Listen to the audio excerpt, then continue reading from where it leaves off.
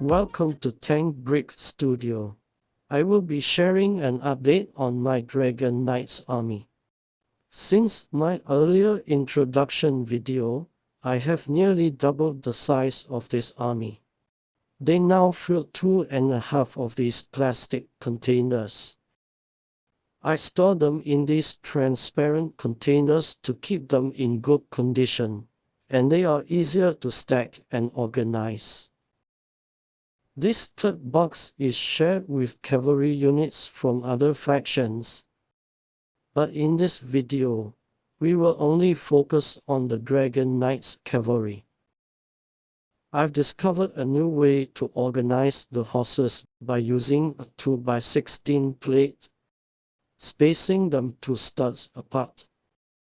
These are my current horses, and I like to mix up their colors for realism. The cavalry knights are heavily armored, wielding large swords and shields. I attach the horse's front legs to the plate, as you can see here. This creates an unbalance, leaving a 1-stud gap that prevents me from attaching another horse to fill the space. Fortunately, the older horse mold has its left leg forward, allowing me to fit 5 in a row perfectly, maximizing the space in the container. I also have to use this older horse mold because the horse helmet I'm using is only compatible with it. This unit is the Cavalry Knight Captain, recognizable by his dark green cape and fully armored horse. Next, I have another set of the same units, 4 Cavalry Knights with 1 Cavalry Knight Captain. Some of the horse legs don't attach very securely to the plate, so I may come up with a better solution next time. Again, I mix different horse colors. Among the newer horses, I say the black horse is the rarest, while reddish brown, dark orange, and tan are more common in today's sets. A while back, I ordered dark brown saddles on Bricklink. This leather-like color fits the theme well. This Cavalry Knight Captain's horse armor comes from the Kingdom's Jousting set. In total, I now have 8 Cavalry Knights and 2 Cavalry Knight Captains. On the battlefield, they can be deployed as a single 10-unit squad or split into 2 squads of 5, each led by a captain. Let's continue adding up the army units. In this container, I store all my dragon army infantry and archers.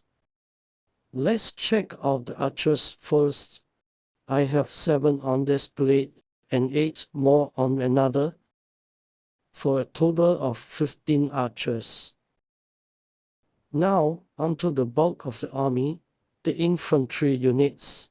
I intentionally swapped out many of their heads to create a more diverse look, rather than having a clone army with identical faces. The front row holds large axes that also function as flags, while the back rows carry a mix of spears, axes, and swords. I wanted to keep their weapons uniform in dark pearl gray. Here's a closer look at different infantry types. This is the swordsman, great in close combat. Next is the spearmen. They are effective against cavalry and mid-range combat. Lastly, this is the axemen. They are ideal for breaking enemy shield formations. On this 16x16 plate, I have 24 infantry units, all wearing matching helmets. I've also included a captain. He wears heavy plated armor, wields a large shield and long sword, and is easy to recognize by his dark green cape. That gives us 23 common infantry units plus 1 captain. Next, I have another group of infantry. In this group, I have 2 captains at the front, and the rest are infantry axemen. This base plate holds 20 minifigures. I left some space at the back to prevent them from colliding with the other base plate when lined up in the box. With this, the Dragon Knight's army count is now at 69 units. Here's the last container, and it's nearly full. Since my army is designed for a fantasy world, I have magic users. Here are my wizards and witches. I have a few different wizard minifigures, and I don't want them to look identical, so I removed their heads and beards. I'll update them in the future. I also have a unique minifigure as the strategist. Now, here are the knights, the elites of the infantry. There are 2 equipment types. The front knights wields long swords and shields. The ones at the back carries dual-bladed axes for maximum damage. In total, I have 18 knights. At the back, we have the Lord, who commands the entire Dragon Knight's army. Alongside him are 4 unique hero units. With these additions, my army now totals 100 units. Before continuing, let's take a closer look at these knights. They wear scale armor with chains and spiked shoulder pads for a menacing look. Their long cleaving swords allow them to be effective in both close and mid-range combat. Their compact shields provide adequate defense while allowing mobility. The dual-bladed axe knights are offensive powerhouses, capable of tearing through enemy armor and shields. This is my Lord minifigure, inspired by Jon Snow from Game of Thrones.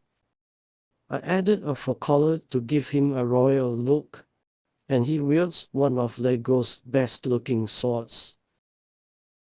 The 4 hero units behind him remain the same. If you're interested, check out my Dragon Knight introduction video. Now, here's another 16 by 16 plate of heavy infantry units with 18 in total, all equipped with short axes. This group is led by a captain, wearing a dark green cape and carrying an axe, just like the rest of the heavy infantry.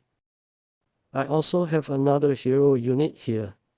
He's actually the Frightening Knight from Collectible Minifigures Series 15. But I customized him with a new shield and dark green cape to match the army. He is the captain of the heavy infantry squad. With this update, my Dragon Knight's army now stands at 120 units. Here's the final count with breakdown.